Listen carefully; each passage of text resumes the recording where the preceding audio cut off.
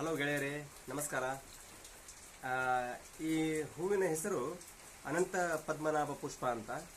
ಈ ಪುಷ್ಪದ ವೈಶಿಷ್ಟ್ಯತೆ ಏನು ಅಂತಂದರೆ, ಈ ಪುಷ್ಪದ ಒಳಗೆ ನೂರಾರು ನಾಲಿಗೆಗಳನ್ನು ಚಾಚಿ ತೆಗೆದಿರುವಂಥ ಹೆಡೆ ಥರ, 7 ಹೆಡೆಯ ಹಾವಿನ ಥರ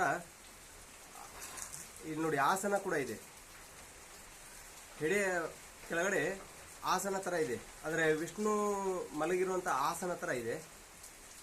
ಆ ಆಸನಕ್ಕೆ ಆ ಪುಷ್ಪದ ಮೇಲಿನ ತೊಗಟೆ ಅದಕ್ಕೆ ಮರೆ ಮಾಚಿದೆ, ಸುತ್ತಲೂ ಪೊಕಳೆಗಳಿದೆ. ಈ ಪುಷ್ಪವು ನಿಮಗೆ ನೋಡೋದಕ್ಕೆ ನಮ್ಮ ಗದಗನ ಶ್ರೀ ಶಿವಾನಂದ ಮಠದಲ್ಲಿ ನೋಡೋದಕ್ಕೆ ಸಿಗುತ್ತೆ. ಈ ಪುಷ್ಪದ ಗಿಡ ನಮಸ್ಕಾರ, ತುಂಬ ಅದ್ಭುತ ಇದೆ, ವಿಸ್ಮಯಕಾರಿ. ನಮಸ್ಕಾರ.